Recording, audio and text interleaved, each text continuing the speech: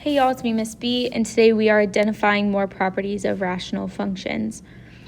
So we're talking about vertical asymptotes and x-intercepts, and we're going to throw y-intercepts in there while we're at it. Okay, so if I have a graph, f of x equals p of x over q of x, then it has the following properties, that x-intercepts are the real zeros of p of x, and the y-intercepts are the real zeros of q of x, but that makes no sense. What does that even mean?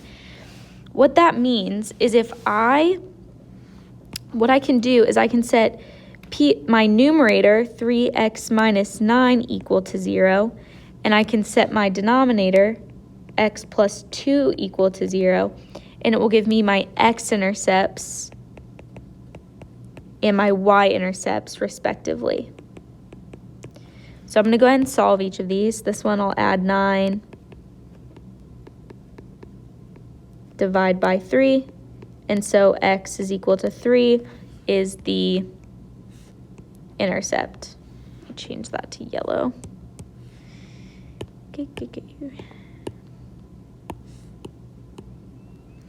Then secondly, I'll subtract 2 from both sides, and so I get x is equal to negative 2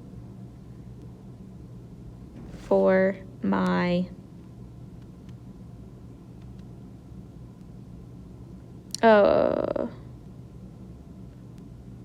that's not true. This should have been vertical asymptotes. My bad.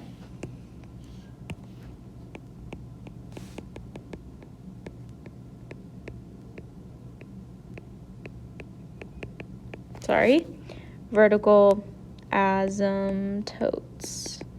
So x equals negative 2 is the vertical asymptote. Sorry about that, guys. Okay, so then as we're looking here, if I have y equal to 0, that is going to be a point looking for the x-intercepts. So pretty much what I do is I set the numerator equal to 0 and solve to find those. To find the y-intercepts, I set the denominator equal to 0. Oh wait, no I don't. To find the y-intercepts, I set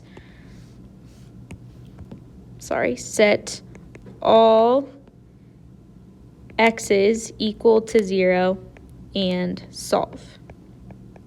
And that gives me a point. And then finally, to find the vertical asymptote, you set the denominator equal to 0 and solve. So hopefully we can get through some examples without any silly mistakes by Miss B. All right, so I like to start with the x-intercepts because they're fairly easy to find. So let's go ahead, set our numerator, 3x plus 1, equal to 0, and solve. So subtract 1. 3x is equal to negative 1. Divide by 3. X is equal to negative 1/3. So there's my x-intercept. And remember, this is a point. The y-intercept is also a point. To find that, I'm going to set my x is equal to 0. So I have 3 times 0 plus 1 and 4 times 0 minus 8.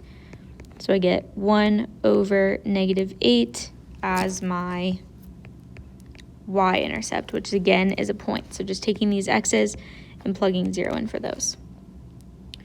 For the vertical asymptote, I set the denominator, 4x minus 8, equal to 0, and solve. So add 8 to both sides. 4x equals 8. So then x is equal to 2. And this is a line for that one. Okay. So we'll go ahead and save this next one for class. All right. Next up, I have horizontal asymptotes. Now this is just going to follow a rule. There's not so much solving involved. So if the degree of the numerator is less than the denominator, then there's an asymptote at y equals 0. So here you can see that the degree of the numerator is 1 and the degree of the denominator is 2. And because 1 is less than 2, then there's a asymptote at y equals 0. I wish I would have used a different color, so I'm just going to go back and fix that. we've got 1, 2, 1 is less than 2, so y is equal to 0 is that line for the asymptote. Okay, if the degree of the numerator is equal to the denominator, then there's an asymptote at y equals the leading coefficient of the numerator over the leading coefficient of the denominator. So here I have the same 3 and 3. So what my fraction is going to be is these leading coefficients over each other. So y is going to be equal to 3 over 7. So it's just as easy as putting these two values together. Actually, I'm going to write that a little differently just for clarity's sake later. Okay. All right, and then finally, if the degree of the numerator is greater than the denominator, then there is no horizontal asymptote. So this one here, 5 is greater than 1, and so there is no horizontal asymptote for that one. So we're going to do a few examples, and we're going to find both the vertical and horizontal asymptotes. Okay, so let's do this first example here. To find, and we're going to find the x-intercept. So to find the vertical asymptote, I set the denominator x plus 6 equal to 0 and solve. So I'm going to subtract 6 from both sides. So x is equal to negative 6. I'm actually going to move this over here. Okay, to find the horizontal asymptote, I am going to look at the ratio of the degree. So that one has a degree of 1, that one has a degree of 1. So the degree of the numerator is equal to the denominator. So it's the ratio of the two. So this is a 1, so 3 over 1. Y equals 3 over 1 is that, so it's y is equal to 3.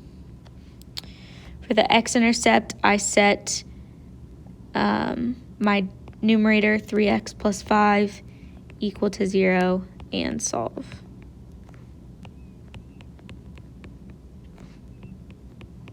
So x is equal to negative 5 over 3. So there are 3, I'm actually going to rewrite this just for clean it up. So those are the 3 values I need for graphing. Okay, let's go ahead and do this one down here. So you'll notice the denominator is a little messy. So what we're going to do is we're actually going to factor first.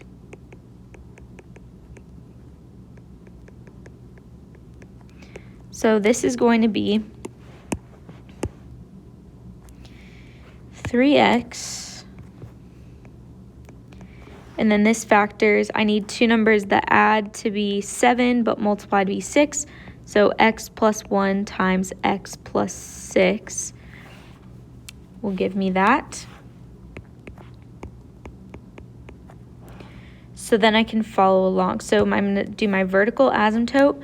To do that, I set my denominator equal to 0. So this ends up with x plus 1 is equal to 0 and x plus 6 is equal to 0. And then we solve. So x is negative 1 and negative 6 for those asymptotes. So we actually have 2.